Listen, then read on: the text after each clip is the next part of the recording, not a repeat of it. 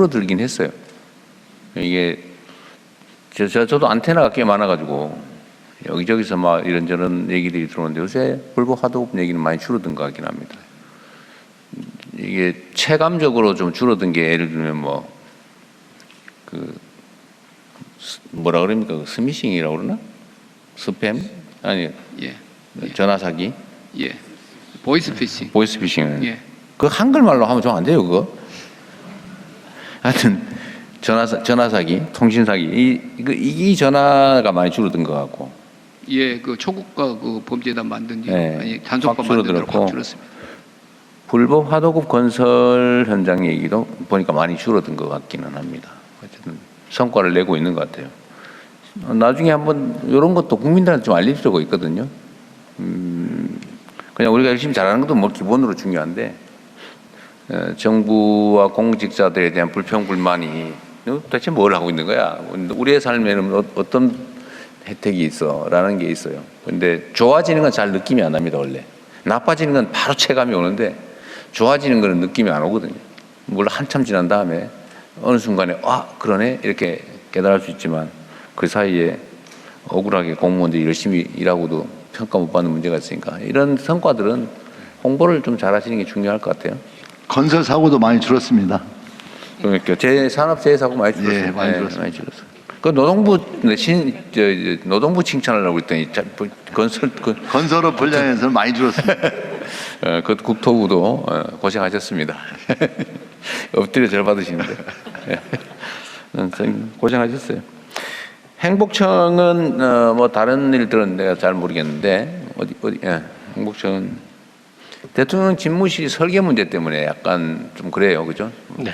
빨리 속도를 내시느라고 그랬을 가능성이 많다고 보는데, 근데 이 컨셉이나 그런 도중에 교정은 해 나갈 수 있다는 거죠. 네, 그렇습니다.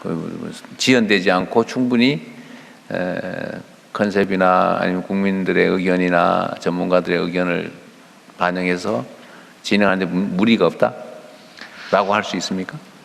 지연되지 않는다고 단정해서 말씀드릴 수는 없고요. 속도가 조금 시간이 좀 필요한 것은 사실입니다. 얼마나 지연될 것 같아요? 지금 2달 남짓 정도 지연되어 있는 상태인데요.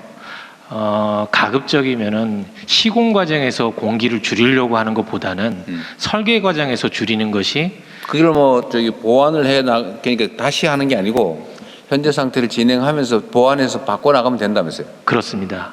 어쨌든 그 바꿔 나가는 과정에서 충분히 의견 수렴을 좀 해주시면 좋을 것 같아요. 그렇게 하겠습니다.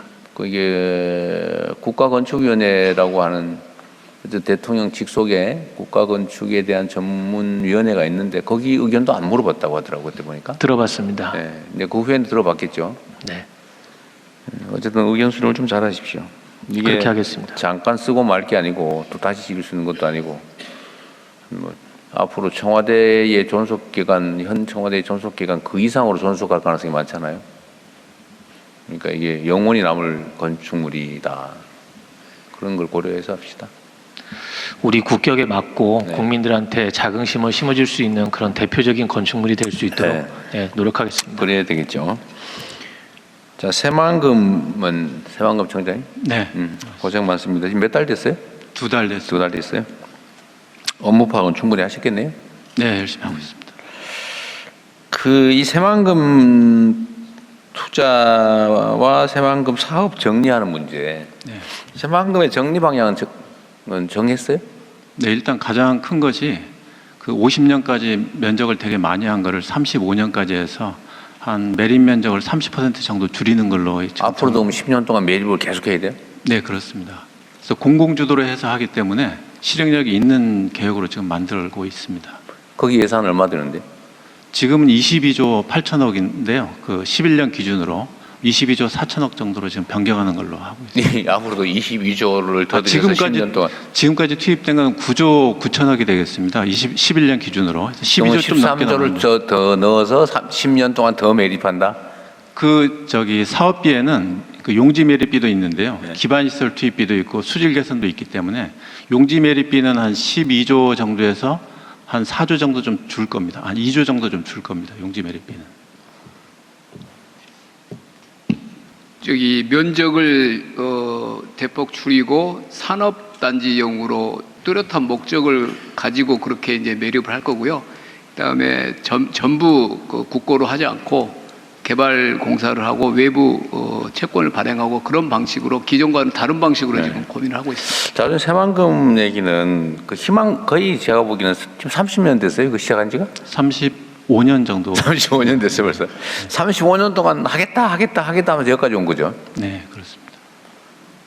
가만 놔둬서 한 100년 할 뻔했어요, 100년. 예, 그런데 이번에 이제 앵커 기업이 들어오고 앵커 기업 이후에 다른 민간도 오고 그래서 대강 이렇게 민간의 수요들이 좀 보입니다. 한 10년, 15년 거기에 맞춰서 지금 규모하고 매립하고 방식 그 이후에 어떻게 활용할 것인가를 지금 같이 협의를 하고 있습니다. 그러니까 이게 이제 시작할 때 잘했어야 되는데 시작할 때 너무 거창하게 해놓고 사실 책임도 못 질 만큼의 규모로 계속 키우다가 이거 선거할 때마다 이렇게 해줄게 저렇게 해줄게 그러니까 계속 늘어나다가 결국은 지금 여기까지 온 거 아닙니까? 네, 그렇습니다. 그렇죠. 사실 저는 이번 선거에서 새만금 더 늘려서 어떻게 하겠다는 얘기 안 했어요.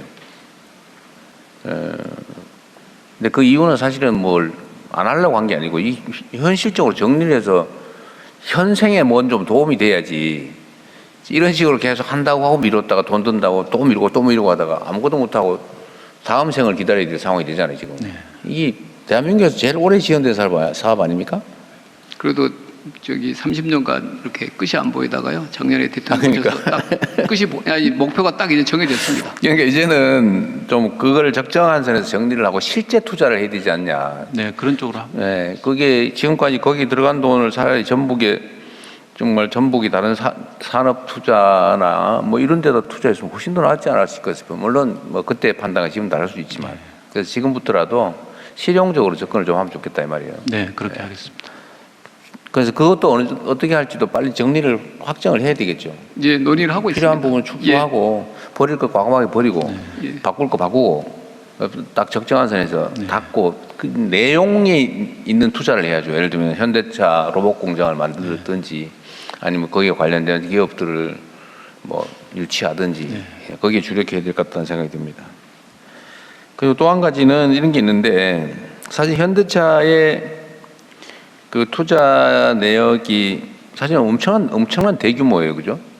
그런데 딴 데서 여기 구조한다고 그러다가 딴 데서 800조 이러니까 이게 뭐야 이런 경향이 생긴 것 같아요. 그런데 이게 다른 데가 너무 커서 상상 못할 규모라서 그런 거지. 이게 이 새만금에 유치된 산업 규모도 엄청난 겁니다, 사실은. 네. 예, 뭐 3년, 5년, 10년, 15년 그렇게 놓고 보면은 계속 확장될 거 아닙니까? 이거는 이제 엄청난 큰 초기 투입 비용 예. 정도 예상한 거고 이게 예를 든다면 사업이 성공적으로 확장된다고 보면 사실 엄청난 대규모 여기 곱하기 몇 배, 몇십 배 되지 않을까요? 정의선 회장님은 울산만큼 키우겠다고 지난번에 발표하셨습니다. 네. 발표장에서.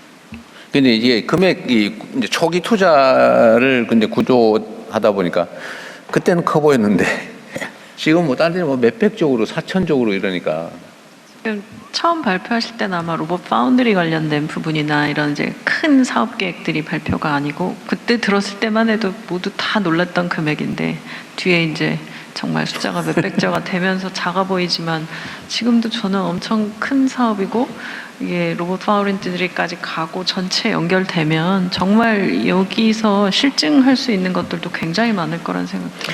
이게 로봇계의 TSMC를 만들겠다 그런 거 아니었어요? 그렇습니다. 주문 제작, 주문 세상에 생산. 상정 가능한 모든 로봇을 만드는 공장을 거기에 구현하겠다 이게 꿈입니다. 네. 그리고 여기 관심 있으신 분들 저는 이제 일반 시민들은 왜 다른 데다가 저렇게 더 많이 하고 우리는 요거밖에 안 되라고 생각할 수 있는데 책임 있는 사람들이 여기에 대해서 이게 무슨 이상한 소리 하는 건 정말 문제라고 보여져요. 예를 들면 삼성이나 SK가 경제 원리에 따라서 자신들은 기업의 운명을 걸고 정말 정책적 결단을 하는 건데 그게 우리가 무슨 공기업 설립하는 그런 문제가 아니잖아요. 그거 어떻게 여기다 나눠주고 저기 한 개 하고 저기도 좀 섭섭해하니까 하나 넣어 갖고 이렇게 할 수 있는 게 아니라는 겁니다. 그 실현 불가능한 얘기를 해가지고 사람들을 더 섭섭하게 만들면 그게 무슨 해결책이 나와요? 상황을 더 나쁘게 만들죠. 그런 걸 무책임이라고 그러죠. 무책임. 공직자의 제1 덕목은 책임을 지는 겁니다. 책임을. 권한을 가졌기 때문에 권한을 행사할 수 있는 만큼 또는 행사한 만큼의 책임을 져야 되는 거예요. 책임지도 못할 얘기를 누구 기분 좋으라고 막 해놓고 나중에 더 나쁜 상황을 만드는 게 그게 가장 나쁜 행동이에요. 그 전북에 우리 세망 청장은 거기 계실 테니까 설명을 잘 하십시오. 잘하고. 어쨌든 거기도 정부로서는 정말 애써서 만들어낸 유치 성과인데 그리고 사실 전망이 가장 좋은 큰 사업 중에 하나예요. 얼마나 큰 사업인데 그거를. 이거 필요 없어. 설마 그러는 건 아니겠죠? 네, 그렇습니다. 중요한 건 이제 내년 초에 착공을 해야 되기 때문에 그 부분을 보여주면 아마 가시적으로 보일 것 같습니다. 그리고 가능하면 장래 전망이나 이런 것들에 대한 이해도 좀 높이면 좀 달라질 겁니다. 이게 현대는 최초 발표라서 이게 큰 장기 계획 전체가 아니고 그중에 일부 초기 이것만 순박하게 좀 그런데 하여튼 초기 것만 이렇게 내는 바람에 이렇게 된 거다. 총리님 뭐 하실 얘기 있으면 하십시오. 저는 지금 코레일하고 SRT 관련해서 합쳐지는 게 사실 일반적으로 국민들한테는 좀 와닿는 걸 같고 저도 세종으로 기차 타고 출퇴근하다 보니까 이 부분에서 이제 통합됐을 때 효과가 어떤 건지 좀 설명 좀 궁금하고요.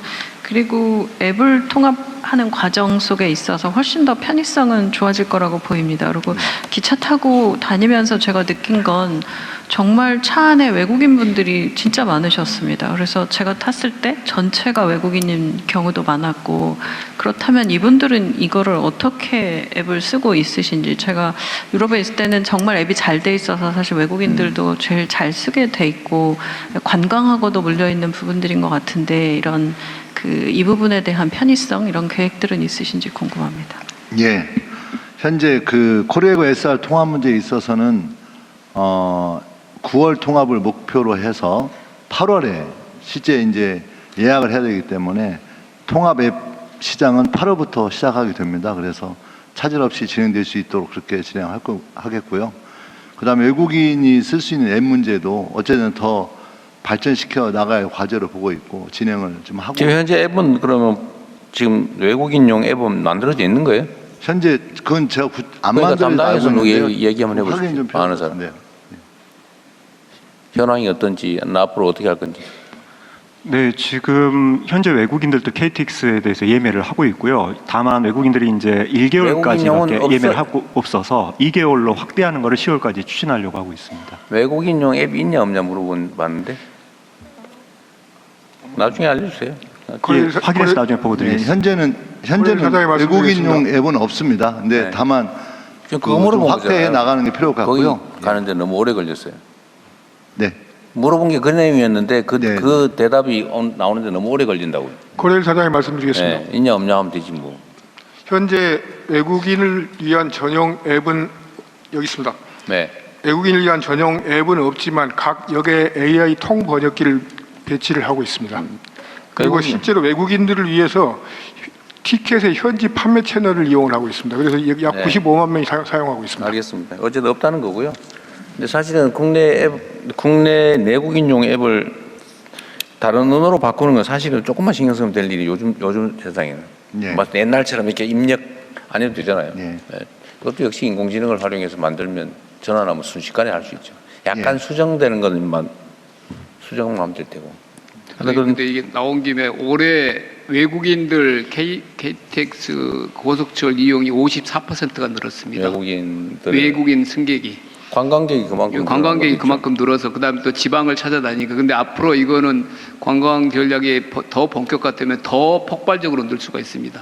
그래서 지금 사실은 이거 시간이 없어서 그런데 교통 분담 문제에서 철도의 교통 분담률이 너무 높아지고 있다. 네. 그 반대로 얘기하면 버스 교통 분담률이 너무 떨어지면서 전부 다 전기 고속버스 노선이 다 폐쇄되고 있다더라고요. 예. 이거 사실 문제예요. 맞습니다.